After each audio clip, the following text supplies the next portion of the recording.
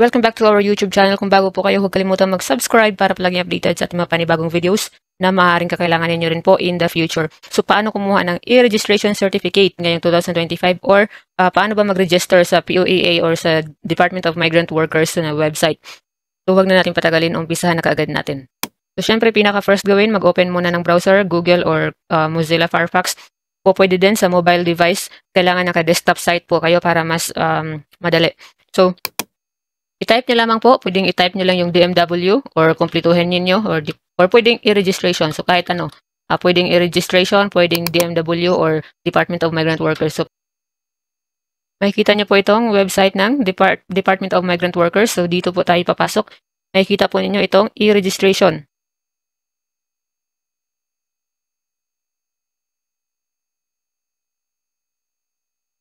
So click nyo po itong e-registration. At dito makikita na po natin itong website po ng DMW kung saan po tayo makakapag-register. Click lamang po natin itong Let's Go. So pagka-click po ninyo ng Let's Go, makikita nyo po dito sa ibaba. So kung first time nyo po magre-register, i-click nyo lamang po itong Register dito. So kung magre-recover naman po kayo ng account, so ito meron po dito Account Recovery. So click natin ang Register. Tapos click natin itong I accept the terms of use. So nandito na yung mga dapat nating fill upan. So first, fill upan natin ang first name. So, yan yung unang pangalan mo po. Tapos, middle name. So, dapat kumpleto ang middle name. So, hindi lang siya middle initial. Kumpleto talaga ang isulat. So, last name, ang apelyido mo. Suffix name. So, kung hindi siya applicable, i-click not applicable yung ilagay mo. So, kung meron ka namang suffix name, halimbawa, junior or the first, the second, the third, mga ganun. So, i-click mo lang itong maliit na arrow dito. Lalabas na po yan. So, i-click mo ulit pag nakapili ka na. So, halimbawa, junior. Ayan. So, kung nakapili ka na, automatic na yung maglalagay dyan yung junior. So, kung hindi naman, so itong pinakaitaas dito, yung not applicable. Kung wala kang suffix name, lalong-lalo na sa mga babae, wala naman tayong suffix name. So, next, itong gender. So, male kung lalaki, syempre female kung babae. Tapos, valid email address. So, siguraduhin na tama ang email address na inyong ilalagay at siguraduhin na active po ito at magagamit ninyo dahil doon po sila magsisend ng temporary password na siyang gagamitin po ninyo pag login. So pagkatapos, mayroon birth date, kailangan din fill upan. So i-click lamang po itong maliit na calendar dito sa gilid. Ayan, so lalabas na dito yung ang calendar. So kung halimbawa 1990, so i-click nyo lamang po ito dito sa gilid ng year. Tapos dito, i-click po ninyo itong year. Ay, hindi po. Scroll down nyo po ito pababa. Ayan, pataas hanggang sa makita ninyo ang year ng inyong kapanganakan. So, scroll up lamang po ninyo gamit ang inyong cursor. Tapos, sa pagpili naman ng buwan, i-click mo lang itong buwan na February, tapos pipili ka na. So, kung halimbawa, January ang birthday mo, so gamitin mo itong arrow dito.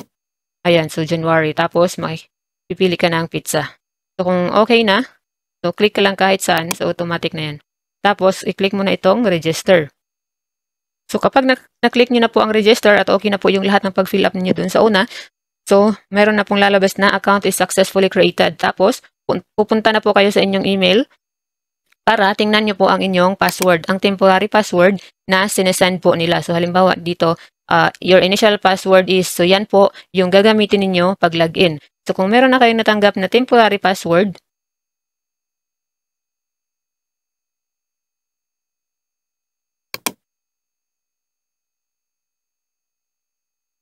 so, balik na kayo doon sa Google Chrome or kung ano yung gamit ninyo at punta ulit kayo sa Department of Migrant Workers. I-open nyo ulit yung e-registration. Tapos, hindi na register ang pipiliin ninyo. Katapos nyo i-click ang Let's Go, maglalagin na kayo dito gamit ang email address na inyong inilagay kanina sa inyong pag-register. At, syempre, ang gagamitin ninyo ay yung temporary password na ibinigay nila sa inyong email address. So, kaya napaka-importante na tama ang email address na inyong isinusulat doon kanina sa pag-register para makatanggap kayo ng temporary password. So again, kapag may temporary password na, balik na dito sa login. So,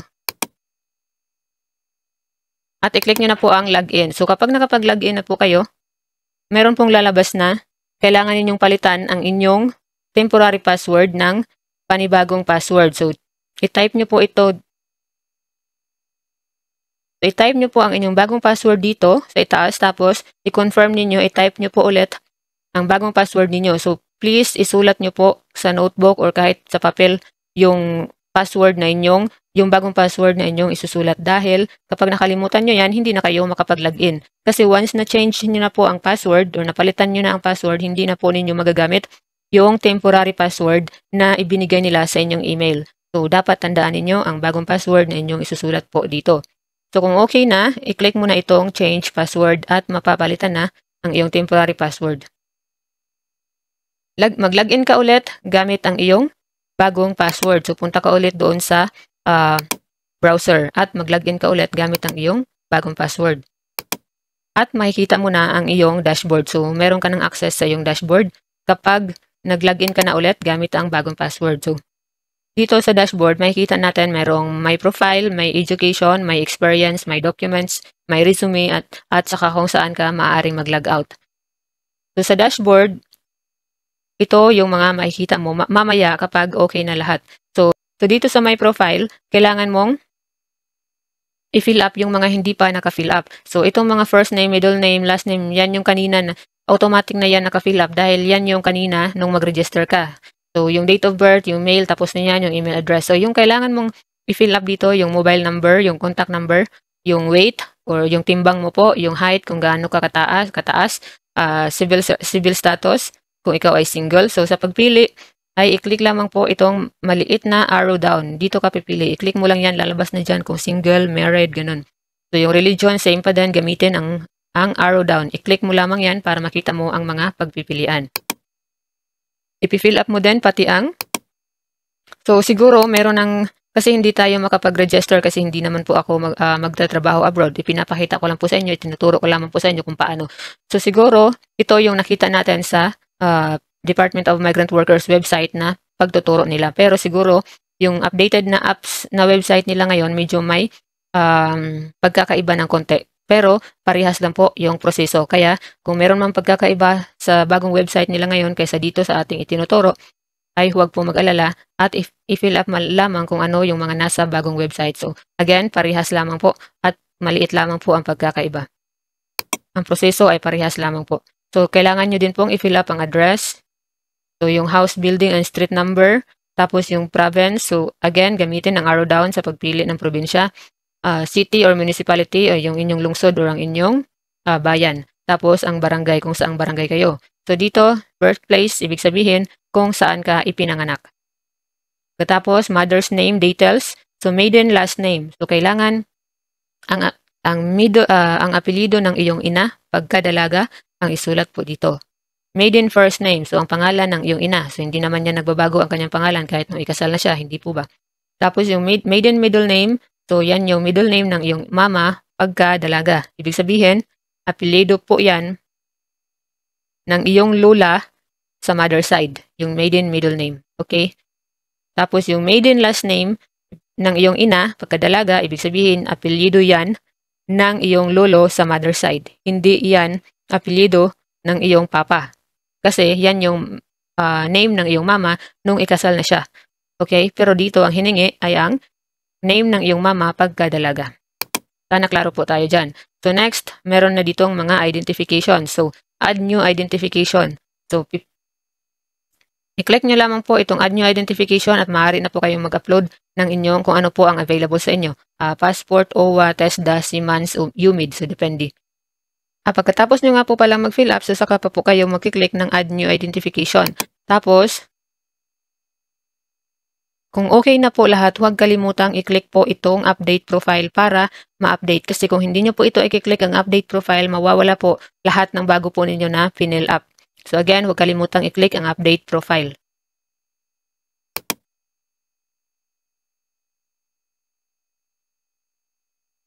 So next, dito na sa My Education. So kailangan nyo ring i-update ang inyong My Education. So fill upan nyo po lahat. So i-click nyo lamang po itong Add Education dito para makapag-add kayo ng inyong educational attainment or kung ano ang inyong natapos sa pag-aaral. So dito din sa Certificates, add certificate din po kayo. So kung meron po kayong mga certificate. Halimbawa, NCET 2, mga ganun. So sa trainings din, syempre kung meron kayong mga trainings at yung language po na inyong ginagamit.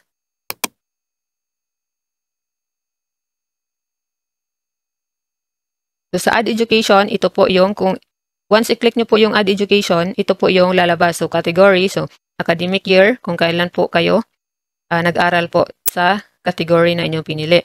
Tapos, kung saang paaralan. Tapos, kung anong kurso. So, click Save. Huwag kalimutang i-click ang Save para ma-save po lahat ng inyong sinulat. So, sa Add Certificate naman, ito din po yung lalabas. So, isulat po ang inyong certificate title, kung ano yung title po ninyo. Halimbawa, In Situ Housekeeping, ganun. Isulat din po ang certificate number or serial number. Makikita po yan sa inyong certificate. At kung sino yung nag-issue. Number of hours ng certificate or ng training, isulat din po dito. So, mga ganun. So, huwag kalimutan palaging i-click ang Save. So, sa Add Training, so, i-fill up nyo rin po lahat ng yan. Tapos, syempre, alam nyo na yan, di ba? Meron kayong mga certificates niyan, meron kayong mga training. So, i-edit nyo lang po lahat, i-update nyo lang po lahat.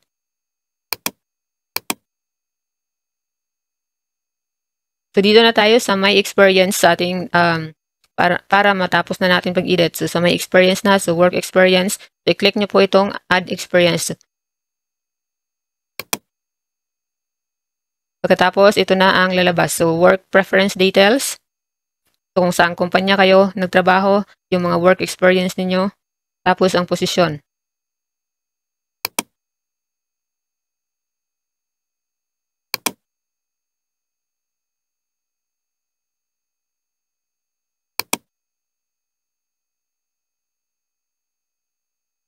Kailangan ilagay din po ninyo ang kung kailan kayo nag-umpisa dito at kung kailan kayo natapos. Kung present work, kung nagtatrabaho pa kayo hanggang ngayon, ay i-click nyo po itong present work. Tapos huwag kalimutang i-click palagi ang save para hindi po kayo pabalik-balik sa pag-fill up. So dito na tayo sa My Documents. So sa My Documents, ito, kailangan mong pumili dito kung ano yung meron ka na documents. So halimbawa, kung NBI clearance yung meron ka, so i-click po lamang ninyo ang arrow down para makita po ang mga pagpipilian. So kung NBI clearance, halimbawa, so dapat ilagay nyo rin po kung kailan siya, kung kailan po inyo nakuha ang inyong NBI at saka yung date of expiry. So nasa NBI po lahat ng to. So basahin nyo lamang po kung kailan yung expiration at kung kailan yung date issued. So nasa NBI po lahat ng yan. Tapos click nyo na ang save.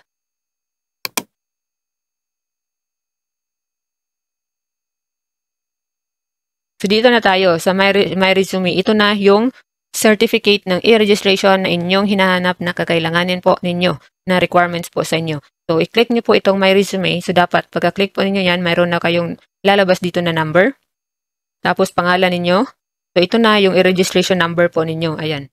Tapos makikita ninyo, i-check ninyo kung tama lahat ng personal information na nakalagay. Sa date of birth ninyo, sa gender, sa weight, sa address. Pati na rin yung mga identification. So, kung tama ba lahat ng inyong inilagay na, lalo na yung mga identification number. So, i-recheck po ninyo yan. Katapos, kung okay na po lahat, makikita po ninyo sa pinakaitaas po ng inyong resume, meron po ditong print resume. So, pwede nyo, i-click nyo po yan para makapag-print na po kayo ng inyong e-registration certificate. So, bali yung e-registration certificate, yun yung resume po ninyo sa inyong e-registration account. Nagpapatunay na kayo ay registered na sa e-registration ng Department of Migrant Workers. At ganito na po yung lalabas. So, hanapin nyo lamang po dito, i-click nyo po ito. So, balit dalawang sheets of paper po pala ito. Tapos, i-click nyo po ito para makita po ninyo ang inyong printer na naka-attach po sa inyong laptop. Tapos, dapat naka-all pages para ma-print lahat. So, kung ilang kopya yung kailangan po ninyo, so, baguhin nyo lamang po ito kung kailangan nyo ng dalawa or more than one. Tapos, i-click nyo na itong print sa ibaba. Kung siya nga po pala, kung halimbawa naman na wala po kayong printer na nakakonect sa inyong laptop at kailangan yung i-download para mapaprint nyo po sa labas, so dito din po kayo sa destination mag-click. So, i-click nyo po itong destination, meron dyan pagpipilian na save as PDF. So, pwede nyo i-save as PDF, tapos saka nyo siya i-print sa labas. So, kung tapos na po kayo mag-print ng inyong resume or ng inyong e-registration certificate, so huwag kalimutang mag-log out. So, lalong-lalo na kung kayo ay gumagamit ng internet sa mga internet cafe. So, huwag kalimutang mag-log out dahil marami pong personal details ang nakalagay sa inyong e-registration account. So, i-click nyo lamang po itong log out sa pinakadulo. And that's all for this video. Sana po ay nakatulong sa inyo. Para sa mga karagdagang katanungan, huwag kalimutang i-drop ang inyong comment sa comment section at mag-subscribe po sa ating YouTube channel for more related videos.